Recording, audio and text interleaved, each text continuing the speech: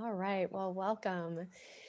So, for those of you that are joining us for the first time, I always like to kind of give a quick recap about the business partnership and our public policy priorities.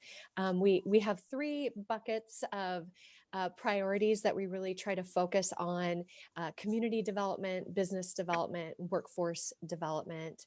And I think it's more important than ever that we really dive into all three of those areas. We can't have any one of those be successful without the success of all three. So our communities need to be thriving. Our businesses need support right now like never before.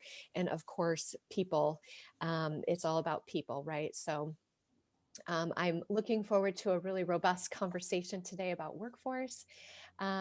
We, of course, are monitoring and tracking a lot of other issues that are going on in the legislature, and maybe we'll get to some of that towards the end, but really feel like our economic growth as a state and as a region really relies on our ability to attract, train, and retain a highly skilled and healthy, engaged workforce. So, wanted to focus on that as a topic that is really important to many of our business partners and their ability to grow and compete on a global scale. So, with that, I am joined here today by my partner in crime and co-chair or chair of the Business Council for Legislative Affairs, Chuck Dicebeck from South Slope, and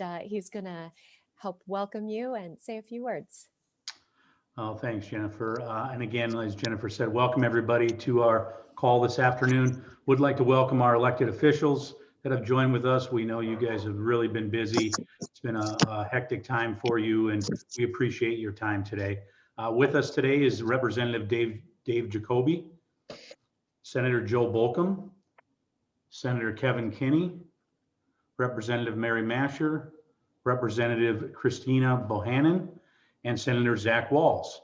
We might be getting a couple more legislators. Amy Nielsen and Representative Bobby Kaufman have also been invited, and they may be joining us here shortly. So, along with our legislators, we do have a couple of important guests today that are going to help us get through some very important bills that we think everyone would like to get a little bit of an update from, and that's Stephanie Bredman from Kirkwood Community College and Ellen McCabe from the Housing Trust Fund of Johnson County. So thank you very much, legislators and special guests. We appreciate your participation. Thank you. So we want to hear from you. We want to have a great conversation today. So please feel free to jump in if you feel more comfortable putting your comments or your questions in the chat. I will be monitoring that as well. But please feel free. We're going to just try it this way this time. I know last time I tried to moderate and didn't really need to. So you all just kind of unmute yourselves and jump in as needed, and we'll try to make this feel like we're in person. Remember when we used to do this on Saturday mornings? So with that, I just want to say a quick thanks to our sponsors for this event. IBEW Local 405 has always been a great sponsor for us in this program. Green State Credit Union and South Slope, thank you so much for your, Chuck, thank you so much. I don't see Rebecca, but I'm sure she'll be joining us. Thank you for your support. So with that, I'd like to introduce our first speaker, Ellen McCabe from the Housing Trust Fund of Johnson County. I know many of our legislators are very familiar with Ellen, but I just thought both for our members who may not know as much about affordable housing and how that works here in Johnson County, and then also just be able to have a dialogue back and forth with our legislators. So with that, Ellen, I am going to pull up your slides that you sent me, and I will let you take it from here. Perfect. Thank you very much. When you mentioned, Jennifer, the aspects of the business partnerships concern. It harkens back to my HR roots. I studied HR at the University of Iowa in a graduate program. And one of the things that we always talked about was employee turnover. And if you saw yesterday, Costco is committing $16 an hour for their employees because they recognize how important keeping turnover down can be. And so our community needs to be a good place for employees to work. So here we are. Thank you for this opportunity. I want to encourage you to take a fresh look at affordable housing. And just the term affordable housing can make us glaze over. And it can seem like a punchline here in Johnson County. Really, is there any housing that is affordable? And frankly, sometimes an image of people who live in affordable housing, if you will, may pop up for some. So I'd like to flip some scripts here and encourage you to think about housing that is affordable, and to look at how housing is fundamental to Johnson County and our economic growth and development. I'm willing to share that when I was the executive director of the Crisis Center in 1992, which is now called Community, I was eligible as the executive director for a low-income first-time home buyer program. And I did take advantage of that program. So when you think of people who benefit from affordable housing, you might want to keep this mug in mind. And beyond people in social services, we want to think about the grocery clerks and the people that we encounter every day as we go through our days, what we've come to think of as essential workers, teachers' aides, nurses' aides, people who can benefit from housing that is affordable and often find difficulty in finding housing that they can afford. Next slide, please, Jennifer. I'm going to take us back to Maslow's hierarchy of needs. We all remember this one. No one, if you recall, is capable of contributing until their primal and safety needs are met. And I like this specific diagram because safety, home sweet home, is towards the bottom of the foundation. Home is integral to everything for us. Next slide, please. And housing equals health. When we have healthy individuals, a healthy workforce, we can have a healthy economy.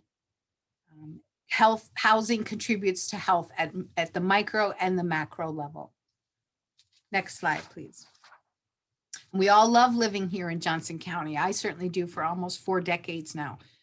We have a great quality of life.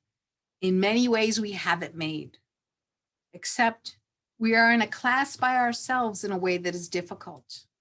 We have the highest rents in the state of Iowa, and we stand there in the red on our own. Next slide, please. Back to my opening remarks about housing that is affordable. It is said that housing is affordable when one pays no more than 30% of their income on their housing costs, including utilities. For homeowners, we need to add in insurance and property tax. When one pays more than 30% of their income on housing, they are said to be cost burdened. And when one pays more than 50% of their income on housing, they are extremely cost burdened. 51% of rental households in Johnson County, or almost 12,000 households, are cost burdened. And of those, 66% are extremely cost burdened, spending more than 50% of their income on housing. 14% of homeowners find themselves cost burdened. That's almost 5,000 households in Johnson County. Please keep in mind that this data, which goes up through 2017, which is the most recent that is available, does not reflect the pandemic and its impact on us. Next slide, please. In terms of income, almost 11,000 households, or 19% of the households among us, have incomes below 30% of the area median income, or $27,000 a year for a household of 3. This is considered to be extremely low income. 47% of the households have incomes below 80%, 27,000 households. Someone in Johnson County working a minimum wage job would need to work 108 hours a week to afford a modest 2-bedroom apartment. And that figure has rose 8 hours over the last year. Iowa has this thing called the housing wage, and in Johnson County, our housing wage is $19.44 an hour, or $40,000 a year. Again, the highest housing wage in Iowa. And if we think the federal government is taking care of our housing crisis, not so much. Only 10% of people who qualify for housing choice vouchers receive one. And the application, I check this out every year.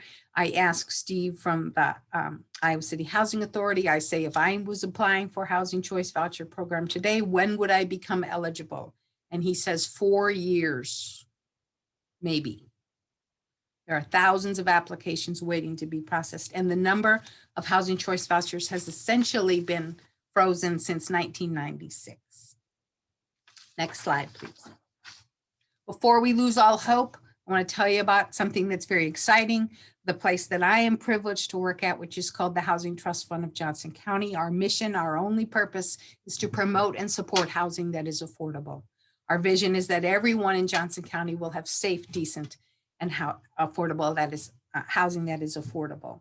Our 2 programs involve the revolving loan fund. We have loaned and or granted more than $10 million over the past 16 years, and we help in up to 10 households per year through our owner-occupied rehabilitation program for individuals outside of the city of Iowa City, which has its own rehabilitation program.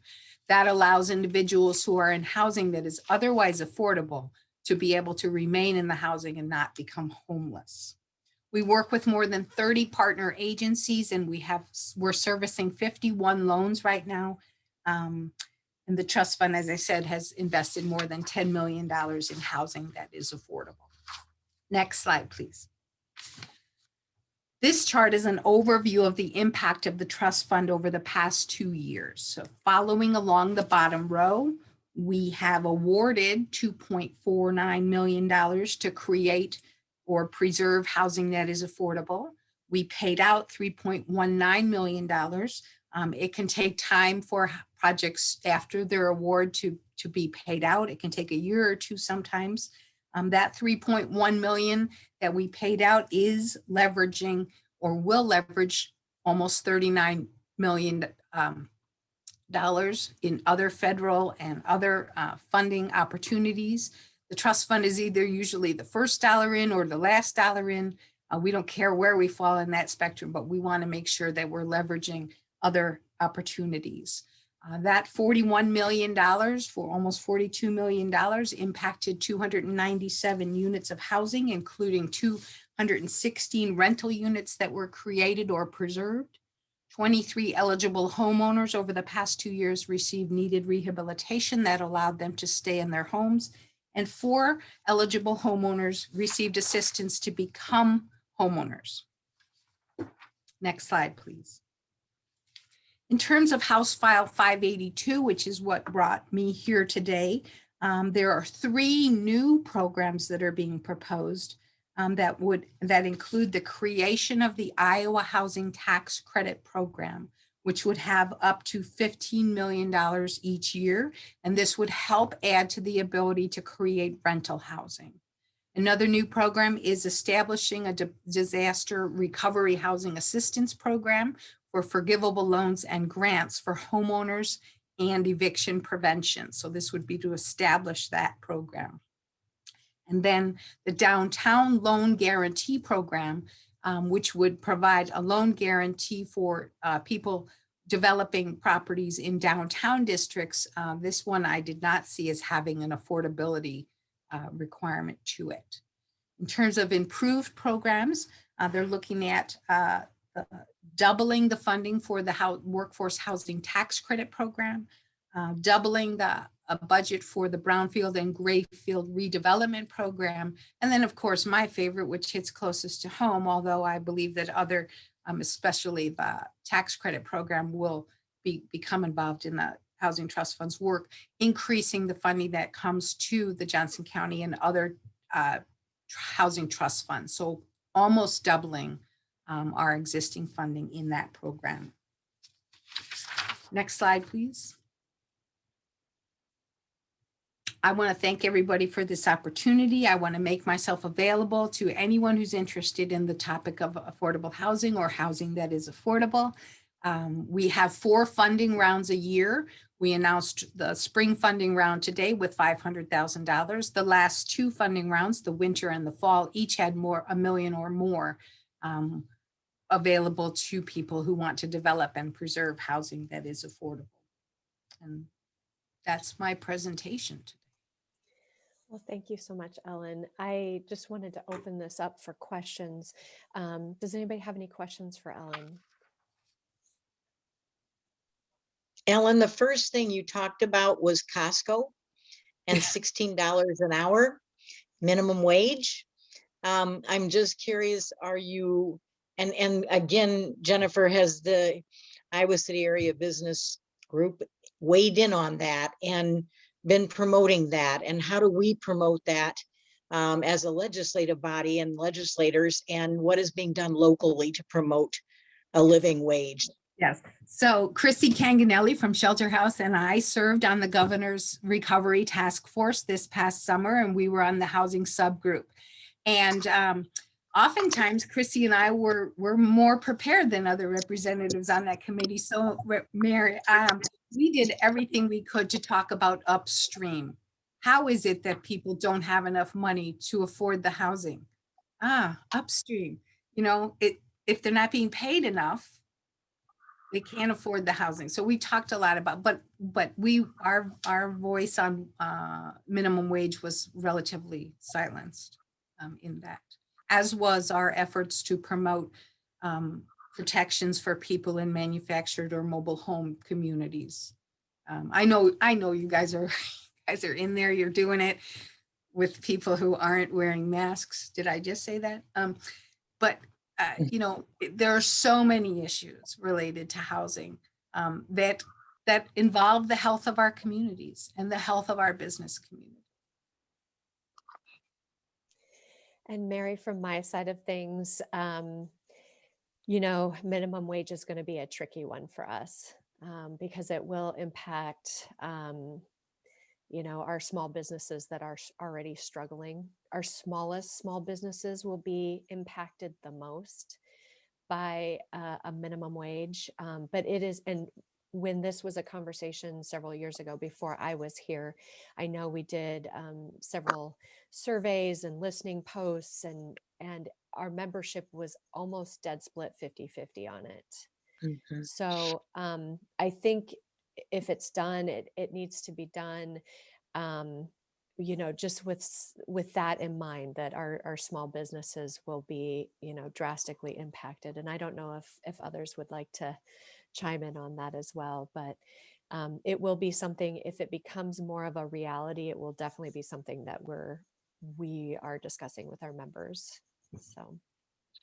Jennifer, the only thing I would add to that is one of the things they have found is by increasing the minimum wage, that employees are staying with a company longer, and that you're not wasting all of that money on retraining and training individuals because of such a high turnover rate. And so I don't know if that has all been factored in. And I know it's been a couple of years since our chamber has really taken that on or talked about it, but it would be interesting to see where people are today.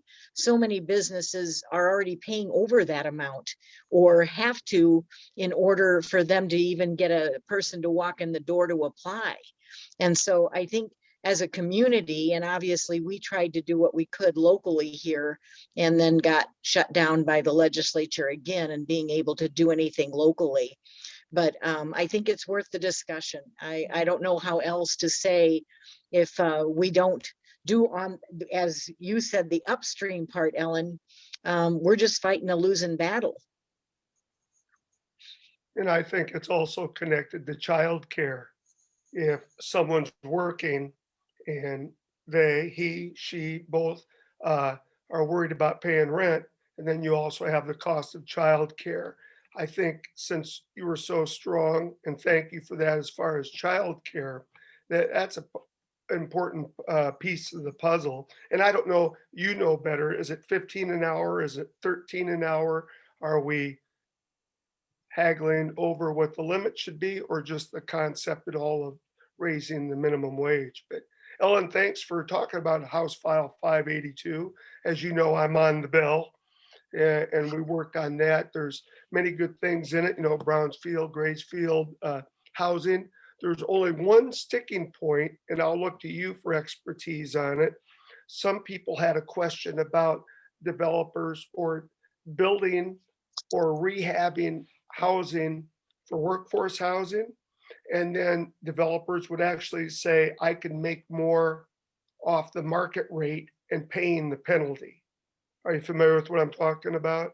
I am to a degree, but you may realize that Johnson County has not been eligible for that program in recent times because we didn't qualify as small. So Yeah. I'm not. And we actually had that incident in Coralville 4 years ago, 5 years, whenever we revamped the old Ladder Park area there under the workforce housing tax credits. But and thanks for bringing that up. There's a number of bills coming up. 582 is the most comprehensive that I've seen, but there's bits and pieces coming through a number of other bills. And part of my frustration is the mandated 60% split for rural Iowa. And we do that for some of the child care tax credit bills too, where 60% is allocated toward rural Iowa, usually towns under 25,000, or basically every county except 88 counties, where 11 counties are kind of omitted. So that's a little frustration because those 11 counties have the most kids. So it's, those 11 counties have as many children as the 88 counties do. So it's just one of the nuances that we're trying to work through to make sure that we get what we need to help improve housing, childcare, and the workforce. My name's Jenny Wunderlich, and I'm part of the business partnership as well. And there's something from another angle to sort of come at it too, to help with the housing. So there's House File 286 going on right now that has to do with adopting the National Electrical Code locally. And what's hard is it really appears and is pushed sort of as like a safety issue, but it really is being pushed by the national electrical manufacturers to get you to buy a more expensive outlet for every single place. And it is raising the cost to build a home $900 for an average home for a home builder to meet this regulation. So we are making it harder and harder for our builders to build housing at a level we're asking them and that we need. And I think in Johnson County, especially, we have a lot of legislation about how things need to look. And I am a born and raised Iowa City gal. I mean, I am from here. I love how things look, but I also know that there are so many people, even my own employees, that live outside of Johnson County because they can get a lot more and, they can afford it and all of those things because it is so expensive. But we want developers will build us affordable housing, and they're like, goodness, they have to build with really cheap products, or people don't even get a really nice home if they have to get it to a cost. So anyway, I guess I would just ask that could be looked at really deeply, because it definitely is being pushed as a safety thing, but it's not. The homes that they are using are, not, for example, aren't using code anyway. So Jenny, what did you say that House file was? yes, 286. Oh, I heard 282 for some reason, and that was an act relating to abuse of a human corpse and providing penalties. That was clearly not the right one. 286. Thank you for Oh, clarifying, Zach. I would not want to. She's really taking this seriously. So I'm going at it hard. No, thank you for clarifying, Zach. Well, I think that might be in Mary's committee in state government, and Mary would know much better than I don't know if I don't think it's going to move, but I don't know if Mary would know better. I could be wrong. I can tell you, Dave, it is not moving. It is not on the list of must-do bills that we've received. That doesn't mean it couldn't show up, but right now it is not on our must-do list. Thank On that issue, I mean, I'm not familiar with that bill. I do know there's a bill in the Senate for the state of Iowa to update to the National Energy Code so that builders do build homes that have the latest energy improvements in them. And I don't know if this sounds like electrical supplies as opposed to energy efficiency or energy code. Correct. Yeah, it's different, but Okay. thank you for verifying. Yeah, I mean, the state needs to do it, and I know there's probably pushback from builders too on meeting the stricter or a stronger energy code. And in the Senate bill, I think it also allows local governments to go beyond the state code. You know, by 2050, which is right around the corner, I was projected to have like another 60 days a year where it's more than 90 degrees, right? And if you're going to build a home today, it's going to be sitting here in 30 years, 28 years. We ought to make sure that the homeowner has a home that they're comfortable in. And so it requires that we think, you know, into the future about what we're building today and how owners of those buildings are going to pay or not pay to heat them and cool them. This is Carol with the Iowa City Area Home Builders Association. We talk about the energy code a lot, especially in Iowa City with the Energy Coalition. My current president was on the Energy Coalition at the commission. Our members, when they go to the International Builder Show and they look at the energy codes, our members have been building above and beyond the energy code for years. Because in Johnson County and Iowa City, that's really what homeowners are looking for. They're very conscientious about the energy code. What's happening though currently with the skyrocketing prices of lumber, they are having to step back a little bit on the above and beyond energy code that they've been building to for so many years. They're having to step down a little bit to compensate for the increased price of lumber. And so they are still building energy efficient homes. They are still making sure that what the home buyer wants is being met. But they are having to step back a little bit. Lumber prices increased, I think, 248% since last April.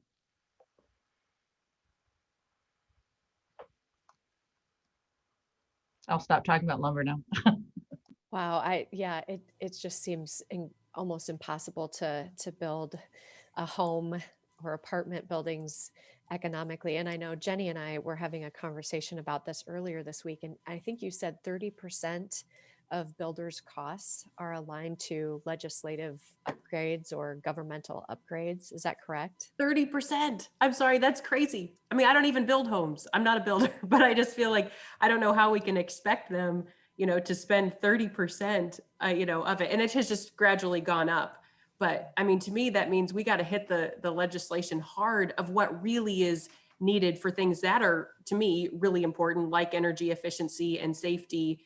But the extra ones, like where can that come off? You know, where do we absolutely have to have this amount of stone on the front? You know, I would rather get somebody into a home that, you know, can still look nice without whatever that amount is, or, you know, certain gables or whatever. But I mean, I realize that can be a tough subject, but 30% is what it's looking at right now. And that's, I think, can be really like just you're making it impossible for a builder. Yeah. And the National Association of Home Builders did just release a study on, it's called the Priced Out Index in Iowa City. And they come down to Iowa City because we are a local that pays dues to National Association of Home Builders. For every $1,000 increase in the cost of a home, whether it be, there's various aspects of why a $1,000 increase would happen to a home or to the lot. You just priced out 93 people. So there's 93 home owners that can no longer afford to buy that home in Iowa City for every $1,000 increase. This is Oh, extremely that's helpful. amazing. So I think this has been great conversation. We do have another speaker here, Stephanie Redmond from Kirkwood Community College. We'd like to give her an opportunity to go ahead and speak regarding HSB 223. So Stephanie, why don't you go ahead and take it away? Thank you. Appreciate you guys being here today. I know it's been really hectic up there in Des Moines. I don't think I have anything specific to talk about that bill, but I did want to mention a couple of things that we are keeping an eye on. One of them is the manufacturing 4.0 report that came out that talks about the state had worked with an outside consultant to evaluate where and recommend where manufacturers should be moving if they wanted to go into the 4.0 industry. And so one of the things in there does say that they want to consolidate and look at the workforce funding programs that are in existence, and they specifically call out 260F, which is a program that the community colleges administer across the state. And it's for employers, any employer that qualifies that could use the money to train their existing or retrain their existing workforce. So we have been trying to get some additional money in that fund for several years because we could double that fund and easily spend it with our employers because the colleges work very closely, and we have an outreach arm of the college that works with employers to help them with training and retraining and consulting or anything that they might need to help with their workforce. And so that fund's really important. So we just want to make sure that it doesn't get repurposed for something else. So that's one thing. Stephanie, how much is in that fund now? 3 million. 3 million. Thank you. Yep, and that's distributed by our funding formula, which takes into account the larger schools, the smaller schools. So it's somewhat of an equitable distribution of that 3 million across all 15 community colleges. And it is a 50% reimbursement. So a company has to spend, $1 in training, and they'll get reimbursed 50% back, 50 cents back. So. And how long has it been at 3 million? It's been at 3 million now for probably a good, maybe 10 years now, maybe not quite that long. At one point it was the appropriation or the cap on that fund was 10 million. And then it got reduced to 8 and then to 6. And now it's down to 3. So, but I know, with all of the talk about we need a skilled workforce, we need to get people employed and working in a sustainable occupation. That really is a good way to do that, and an easy way to provide more training for more people if we just had some more money to go further. The other issue or the other bill that we're keeping an eye on is Senate File 402. That's the one that deals with the big social media websites or social media companies. And if those organizations were to censor, if they do censoring of any content that people put on there, then we along with cities, counties, economic development groups, we would be penalized if we had a contract with those organizations to provide services for us, which we all do. Looking at Facebook, we all, all of the colleges use Facebook to reach out to our students because that's how we reach them. And we use that because that's what they use, and because it's relatively inexpensive compared to creating marketing flyers or any type of mailer to students, which they probably don't read anyway. So it's been very effective, but we can't. It would prohibit us from getting into any agreement with those type of companies that do that. Along with, we couldn't do any of our 260E agreements with them, 260F agreements with them. We couldn't do any of our contracted training with them because those all require us to have an agreement with that organization. So I know that there was a subcommittee last week on that bill, and there was a lot of opposition to that bill.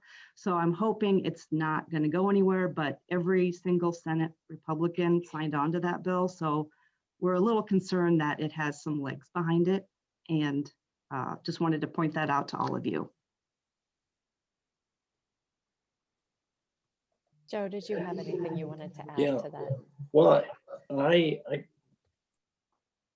I hope it passes. I mean, I think this is the kind of, this is the agenda we have in Des Moines right now.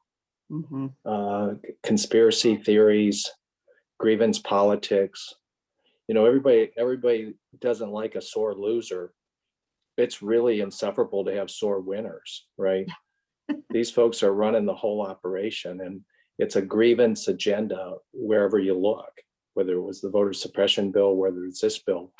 And I think if they think that the social media companies are they've censored Donald Trump, and this is their bill to address that. So I hope they get it done. I hope they get this thing to the governor's desk, and then we'll see if Iowans think this makes sense still. Right. Yep. I know. Very bad.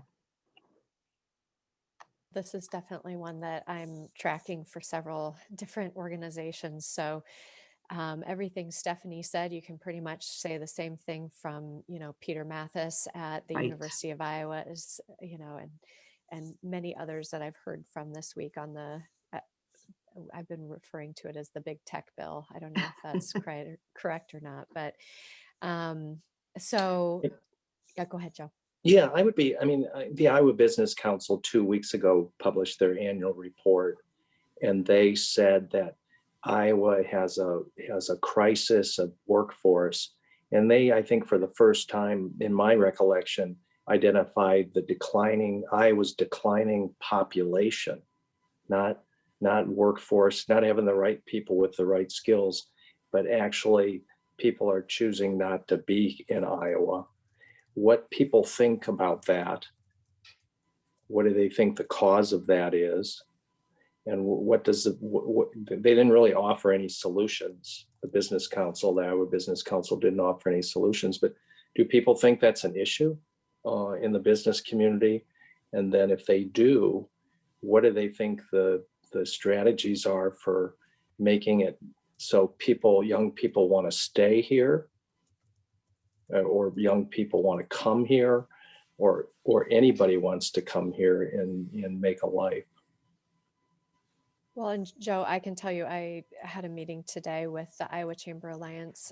For those of you that don't know, the Iowa Chamber Alliance is made up of 17 of the largest chambers across the state of Iowa. And we were unanimous in filing against this bill, and also working on it. I don't know where we exactly landed because I had to jump off early, but whether it's a letter or some sort of social media blitz that we will be pushing out to national news organizations to try to right some of the wrongs that have been in the national headlines. And that's honestly why I wanted to have this conversation is I think it was the IBC that said, although Des Moines, Ames, Iowa City are growing, the state of Iowa's population has only increased 1,000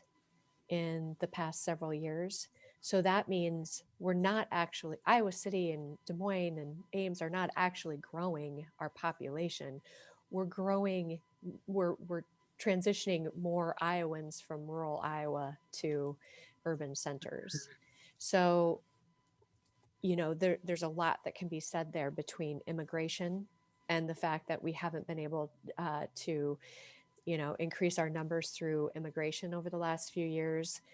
But I think that Joe, to your point, we also have an image problem. So that's why we look to Senator Walz to tell us, why are you here? How do you communicate to young Iowans on why you want to stay here? I think a lot of us have been watching some of these bathroom bills and things like that, and seeing them in the national news, and sort of feel like this is not how we want to be presented. What's your comeback, Zach? Well, I mean, a couple of things. First of all, I was able to convince my fiance to leave New York City when I helped her understand that we could pay $117 per square foot for a house in Coralville.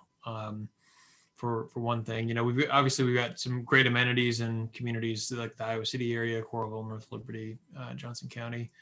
So we've got a lot of good stuff going for it. But I'd certainly echo what we've heard earlier. I mean, we're passing a lot of bills that do send a really bad message about the kind of state that we are.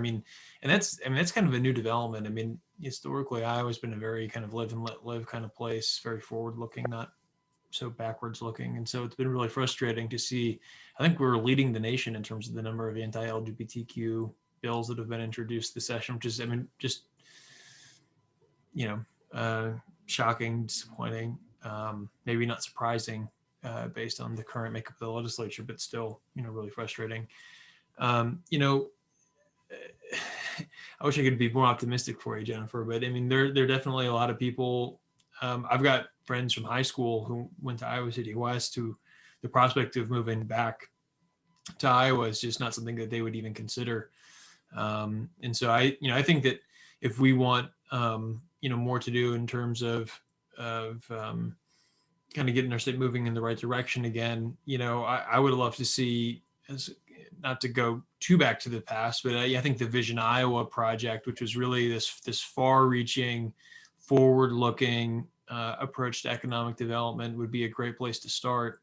We're seeing some of these tangible conversations that we're starting to have around broadband, around affordable housing, around childcare. Part of the problem is that we're having these conversations now instead of 10 years ago, when we were coming out of the Great Recession and when we really should have been starting to have those conversations. But we've let ourselves fall behind, and so we're playing catch up. And the question is, of course, whenever you've fallen behind, are you able to not just catch up to where you should have been, but get again ahead of the pack where you need to be in order to attract young people? I think Tom Vilsack used to say more Iowans, younger Iowans, better paid Iowans. We need to get back to that. We don't have that right now. Anybody else have comments? Yeah, I would just say to Zach, I think you're right. We do need to find something to kind of hitch our horse to, but unfortunately, a lot of those discussions were happening years ago. Just maybe people weren't listening. You mentioned broadband, and I was part of the Iowa Communication Alliance when we actually got the broadband bill passed in 2013, I think it was, with Governor Branstad, and unfortunately never funded it. So the discussions were there, but there wasn't anything behind it. So, hindsight's 2020, obviously, and what's going on with the pandemic. But yeah, I think it's a matter of, putting together a vision and then executing it. Well, Chuck, I have that exact same concern about the current broadband bill that we're working on. I have the same concern about the affordable housing bill that we're working on. And I have the same concern about the children's mental health bill that we passed 2 years ago. And I don't want to sound like a broken record. I don't actually know what that's a reference to. I've heard that expression so many times, but I've been, it's unfortunately, it's one of those deals where, history may not be repeating itself, but it definitely rhymes. And it looks like we're in the situation now. Yeah.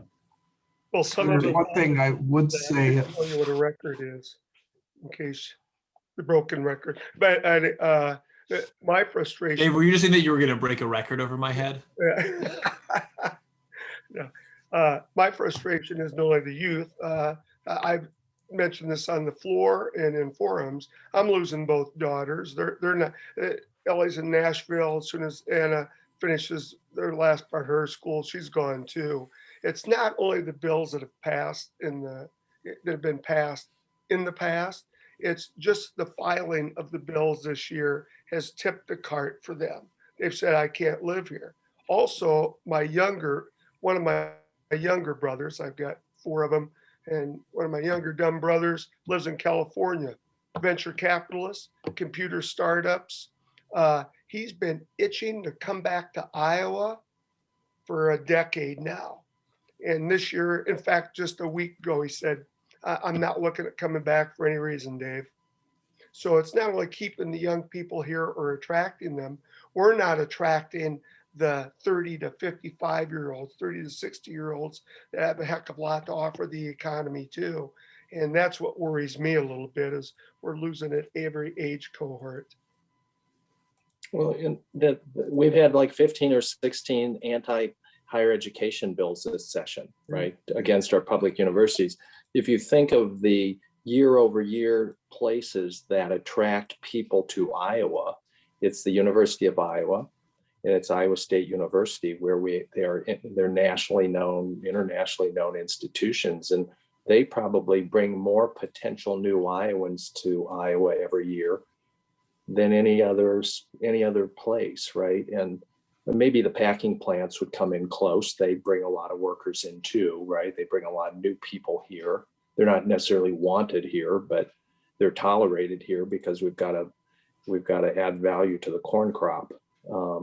So that doesn't help. And then just in general, I mean, the places that are growing in Iowa are urban centers, and we have there's really been kind of an assault on local control, on the ability of our local governments to manage their affairs. And the lens I think that we continue to see is mostly rural legislators whose districts have, the biggest town is like 8,000 people, running pieces of legislation, telling Iowa City and Coralville and Des Moines how to manage their affairs. And we have to do a better job of supporting urban Iowa. And when you have the caucuses, they're hostile, frankly, to urban places. I mean, they hate Des Moines, right? I don't know. Iowa City's not. We're not beloved. Let me just say. And I don't know what the solution is here, but the problems are they're easy to point out here, and it's death by 1,000 cuts.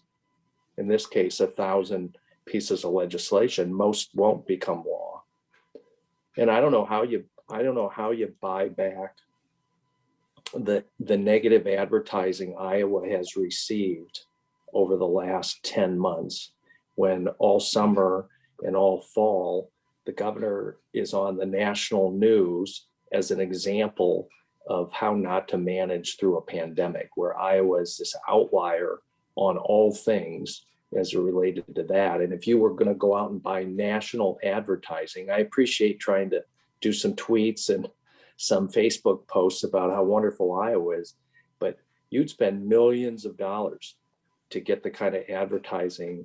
And I don't mean this in a partisan way. It's just the way it's gone down. If you've watched the national news through the summer and fall, Iowa was frequently a story. And I don't know how and people around the country see that, or Iowans see that might be thinking about coming back home, and they just shake their heads. So it's a tall order we have here to encourage people, or to make it seem like this is a place to settle and to grow and to do things.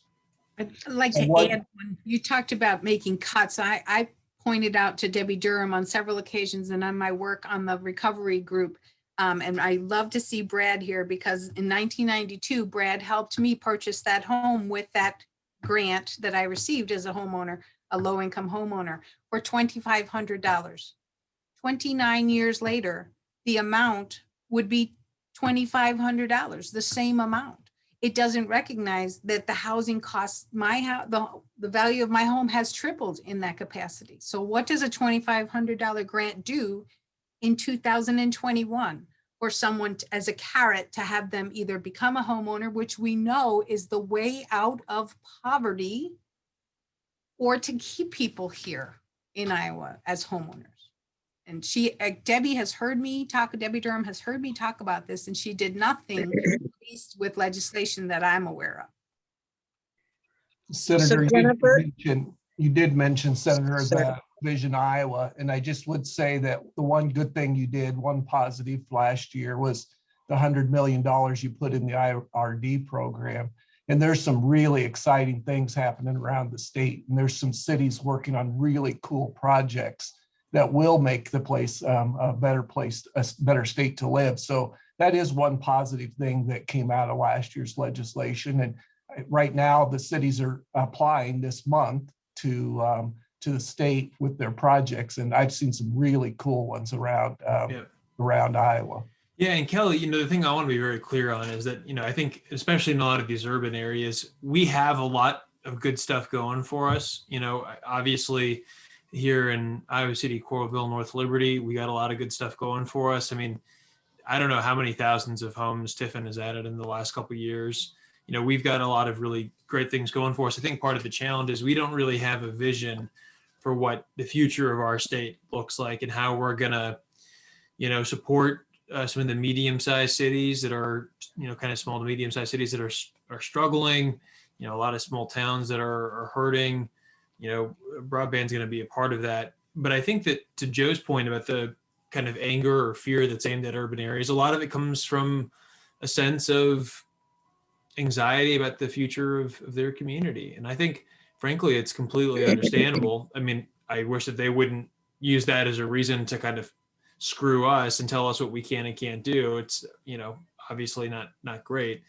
But, I think as a state, there just isn't, there isn't a clear vision about, where we're headed or where we want to go. And, it's hard to get somewhere if you don't know where you're going.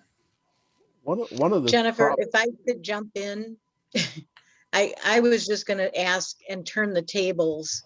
What is the business community and what are business leaders doing to work with Republican legislators to communicate what these bills are doing to our image and our ability to grow the population and to address their workforce shortage?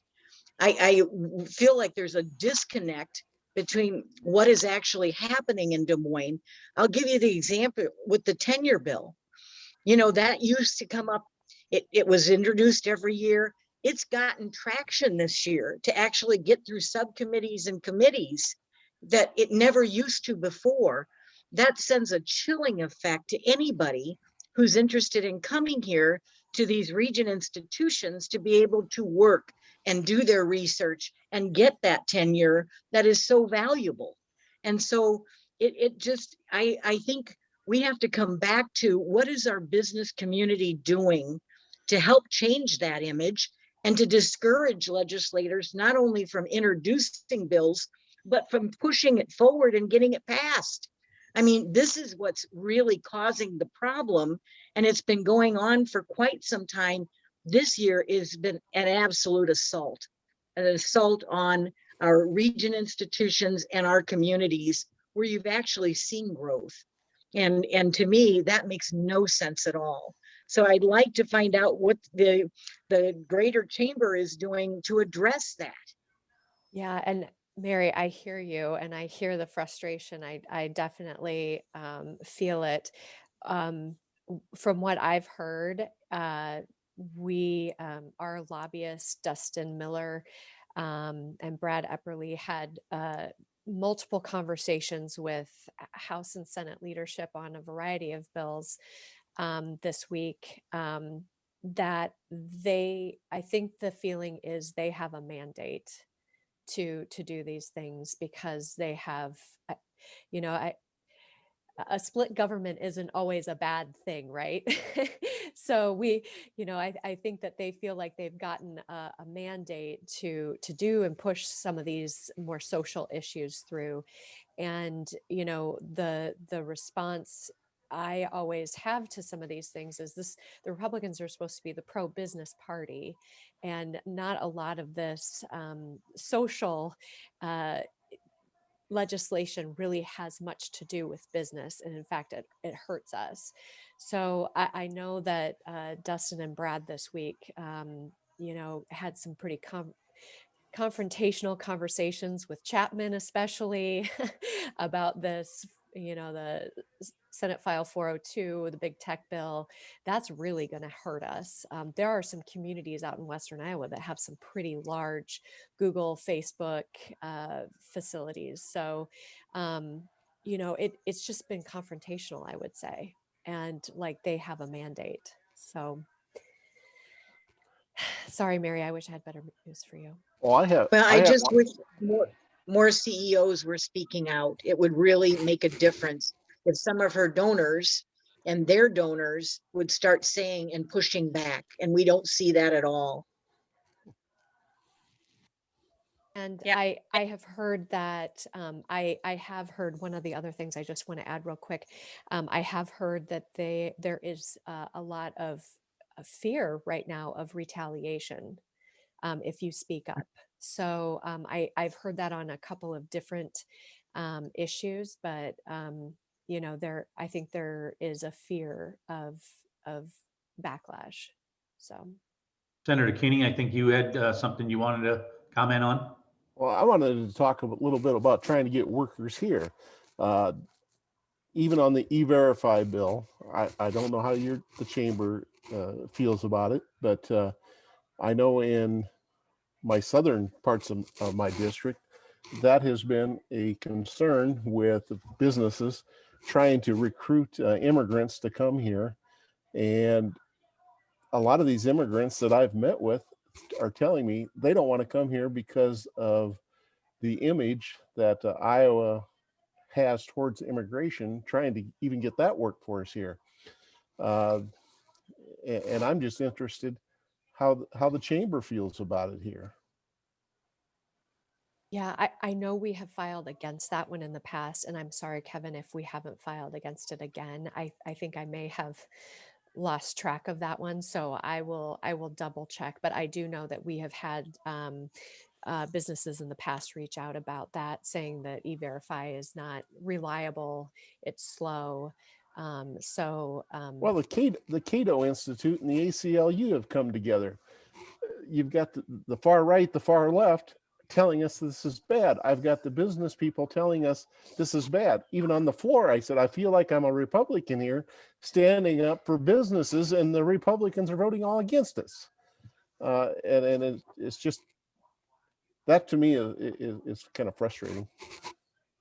Yeah. There's also still a Can I- major national issue, right, with trades.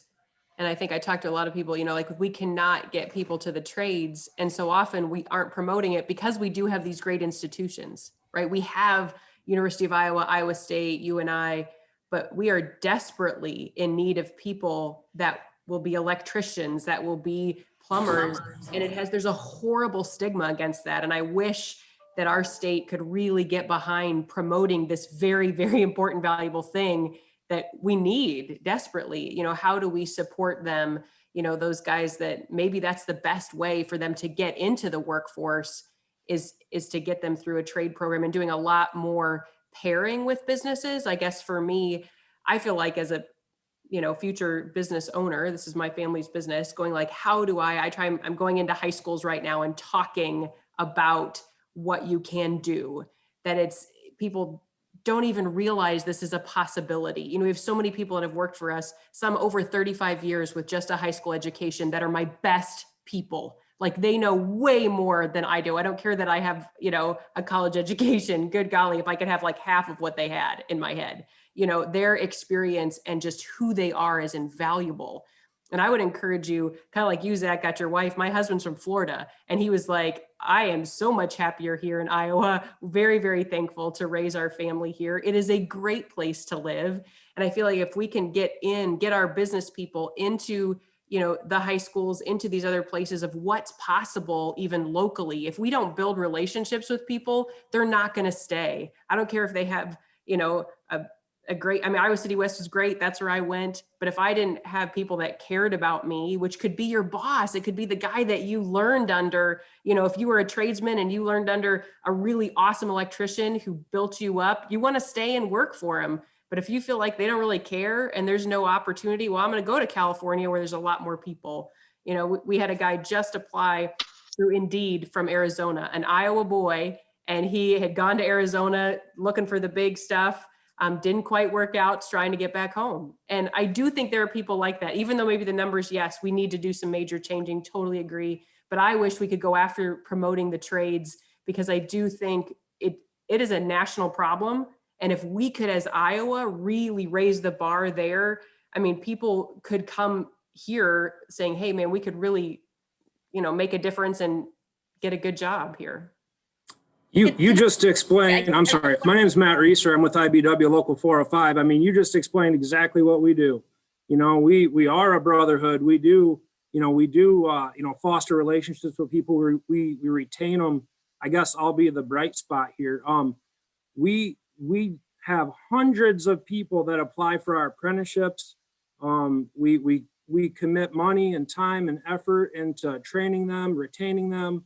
We do really well, and we represent basically Cedar Rapids and Iowa City areas. And we get into high schools. Our apprenticeship goes to to all these things, and we go to the rural areas because they're coming to the population centers, and we've had a lot of success. So, you know, contact me. We'll go together. We'll figure it out. That is awesome, Matt. Thank you. And then how do we get that to be what's shown, right? Not with the negative that we're talking about. How do we make the new, right, wordage about Iowa that, yeah, well, you would be what divide us, but what can build us up? Yeah, you would be very surprised how many moms and dads call on behalf of their high school age kids, because once they see, you know, the earn while you learn versus what it costs to go to a 4-year, you know, college and the debt, and you know, you will turn out of our program making approximately $65,000 a year, you know, with bennies on top of that, with no debt. So that message, you know, money is what talks to all of us, and that's what's gonna break through. Thanks so much. Oh, go ahead, Christina. Great. Yeah, it's a really good conversation. It's hard to get a word in. So I just wanted to spend 2 minutes. Could I hear from you guys about the broadband bill? Because I'm on the Information Technology Committee. We are voting on that this coming week. And I saw, Jenny, that you're registered for it. And I think, you know, so many different groups are registered for it. I don't know that anybody's actually against it. So that's a really good sign. But I did just wonder, were there any concerns at all, any provisions that that you would want me to speak up about or take a look at before I vote for it? How, what are you guys thinking about? Are you feeling good about it? Well, I think the biggest challenge, thank you for bringing that up, is really how it's tiered. The concern that our industry has, the Iowa Communications Alliance and specifically South Slope, is that, is this money going to be used to future-proof Iowa, or is it going to be a Band-Aid, which has been done year after year, whether it's state or federal dollars? They shoot for the bare minimum. By the time it gets deployed, those speed tiers are obsolete. So really, it's about a technology. And does Iowa want to stand out? You know, we keep talking about what's going to attract people. I'll tell you, you talk to any service provider and they'll tell you that their numbers went up this year due to the pandemic. I mean, it's changing how people are doing their business. It's changing where people want to live. We talk about bringing people to Iowa, specifically this area. We're seeing it as a service provider. People are moving from the urban areas, and I mean urban meaning Chicago and the New York cities. They don't want to be in those concrete jungles. They want to have some fresh air. And the first thing they do is they ask us, what do you have for broadband? We're hearing it in all of our communities. So if we're shooting for 25 by 3, so we can appease all of the wireless carriers and the guys that got the satellites up in the air that are never going to invest any more money into our state, then shoot for 25.3. But you know what? We're going to be sitting right where we're at in 2 more, 3 more years, coming right back to the legislators saying, hey, your money didn't do anything. So we're shooting for, we're pushing hard. You're hearing it 100 by 100. That's a game changer. So people can actually, they can shoot any size files back and forth. Any person you can be an engineer that works for Boeing out of Seattle and live in Norway, Iowa. Not a problem. You can be feeding the goats 1 minute and building a plane the next minute. So, but those are the types of broadband connections you need to have if you're going to be serious. So that's what I think is really important. That's what you're hearing a lot from. You're hearing it from Windstream. You're hearing it from CenturyLink. These guys know they're at a point where they're getting so much pressure to invest back into the areas where they've got current customer base. They know it's got to be a robust connection, because if we keep doing the minimums where the FCC has set the minimum threshold, we're going to get nothing. So I couldn't stress that enough. There is a lot of support for it, but there is a lot of discussion about how to tier it. And the other part is there is another bill out there that is being pushed. It's HSB 227, and they're trying to tack on. They want to get 20% of whatever broadband dollars are put into the fund. They want to get 20% out to start building what they call IXPs, Internet Exchange Points, in using the ICN. Well, there's already 4 IXPs in the state of Iowa. Why do we need to take potentially $90 million to build one using the state network and compete with the private companies? Let government stay with the government ICN and let the private companies do what we do best, serving the end users. That will do nothing to push broadband out to the further reaches of our customers, to your constituents. It'll do nothing but waste, 20% of whatever, dollars are put into that bill. So it seems to me that the way the bill is right now, that it says that, and I wasn't on the subcommittee, so I don't know the ins and outs. That's why I was asking. But it seems to me that some of the funds are reserved just for broadband that reaches the 100 by 100 threshold, and then there's some tiers that are entitled to some other funds, right? And so I just is that a good approach, do you think? No, Well, so that's not how the bill's structured, Christina. All of the funds are so there's a standard speed of the 100 up down that all program funds have to go toward. And Chuck, if there is an amendment coming, I know that they haven't finished this bill. We're having some ongoing conversations, at least in the Senate, about how to do this. Christina, the tiers 1, 2, 3 are about what percentage of the project can be paid for with state funds. And that's determined by the current speed of the people who are in the area. So you can kind of infer that the projects that are, or the folks who have the slowest speeds today, are living in the areas where it's the most expensive to get connections out to, which is why they are currently the lowest. And then you see tier 1, it's like 75%, tier 2, Chuck, is 50%, tier 3 is 35%, something Correct. like that.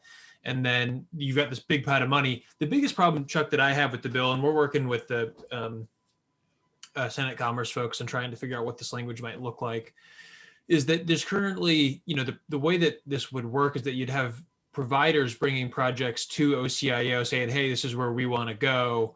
But there's no real vision from the state about, okay, this is where the project should, there's no vision that we're building towards. I feel like I'm just harping on vision all day today, but see, you look at, like, for example, the Department of Transportation Commission, where you've got, a huge amount of money, state money, federal money, and you've got a strategic plan about how you're going to build out these infrastructure projects, what bridges are going to go where and all that. Getting something it doesn't have to necessarily be quite as bureaucratic as the DOT Transportation Commission is, in part because there's less money sloshing around, but having some more forward-looking vision about where we would want to go, and then soliciting bids from the different companies that could go in and actually put those connections down, I think would be one way of striking a balance compared to where we currently are, which is this grant application process, and that I think may result in some projects not being the best bang for the buck. Well, I think you're right. And a lot of that goes back to the mapping. Yeah. The mapping needs to be updated. There's areas where providers have said they're offering 100 meg and they're not getting those customers in that area aren't getting any more than 5 meg. Yep. You met with some of our Solon customers last year, and that's the same challenge they're having. Those areas are being blocked by being able to get any supporting funds, and it's the same way at the national level. But also with this broadband bill, there is a big component of private investment that will go along with the broadband funds. It's not just a grant that's going to fund the whole entire area, and that's the other. I guess that's the other component that I hope our legislators and the subcommittees are thinking about, is making sure those dollars stay in Iowa. Those are the companies that are going to also reinvest back into our communities. And when those contractors come, they use our small businesses for restaurants and hotels and buy their everything. If you go with a big national wireless provider and Elon Musk, there's a lot of talk. It's not a proven technology, but I know they're calling into the governor's office every day, asking about how they can get access to these funds. They'll never set foot in Iowa. They don't need to. They'll mail the box to the customer, and it might help for a short amount of time, but what's the future with them? What happens when those low orbiting satellites get full? What's the next step? They don't have a game plan for that. So that's where we keep talking about future proof. Let's plan for the future and build off that. But we appreciate you guys asking, and you've been very good at reaching out to us, and please continue at any time. We do appreciate your support, and we're passionate about getting these connections out to customers and all Iowans. I don't care where it is. We want to build to all Iowans and make sure from end to end, we don't care who the provider is. Let's make sure it's good, stable broadband so anybody can live anywhere in Iowa and bring them here. Chuck, one of the things that Yeah. Sorry, Christina, go ahead. No, I was just going to say, I agree. And I'm really glad that to see the support for this bill. And I'm hopeful that it'll go forward this week as a first, step, and then lots of other things have to follow. But I was really pleased to see that. I wasn't quite sure where this was going to go. So, Christina, were you saying that it's not out of committee in the House yet? it's not, no, it just passed subcommittee, and we're going to talk about it in committee this coming week. Got it. So for what it's worth, it is out of the committee in the Senate. So it is through the funnel. And I think it'll probably get sent over to a PROPS next. So it is very much funnel proof at this point in the Senate side of things, at least. From what we're hearing, the Republican caucus is having some pretty significant heartburn about the price tag. The governor's proposed $150 million a year for 3 years. I would not be surprised to see that become $450 million over 5 years or something like that, where they're shrinking the amount of money in order to try and make the project pencil out. But at the same time, they're also proposing getting rid of the triggers on the 2018 tax cuts, which would, really just be a body blow to the ability of the state to pay for projects like this going into the future. So, Same thing on the House side. I'm hearing. I don't know that they're gonna. I just don't see them fully funding the governor's request. I don't know what that number is gonna look like, but maybe they'll do some good. But I don't think so. I don't think they're gonna go all the way there. So yeah. Yeah, the pandemic has indicated we have broadband issues for people that live in Iowa City and Coralville, and I hope that whatever this, I haven't paid close attention to all the details of this. But I hope there's something in this package that deals with issues in urban Iowa, that this isn't just seen as somehow hooking up people that have crappy internet in rural Iowa with a big transfer of money from urban people to support services. And I support broadband everywhere, but I want to make sure if we're going to spend $450 million, that there's going to be something for my constituents. I think your address is carved out of that, if I remember right. I think you're just missed it. Well, I got a decent connection at the moment. All right, good deal. Good deal. We're good then. I'm a South Slope customer, so I have no complaints, Chuck. So with that, I think we should probably wrap up, because I know that you all have to get to the Iowa City School Districts Forum next. So with that, just thank you so much to our legislators for being here. Thanks to our members for joining us today. Again, want to thank our sponsors. Matt, thank you. IBW, Local 405, Green State Credit Union, and Chuck at South Slope. Thank you so much. Our next forum is March 26th at the same time. and would love to hear, the weeks coming up to that next event. Please let me know if you have suggestions, concerns, things that you want to talk about during our next forum, because I like to try to craft things around what your pressing needs are. So thank you so much. Really appreciate your time. And thank you for being with us. Thanks, everybody. Thanks, Jen. Everybody. Appreciate it. Thank you.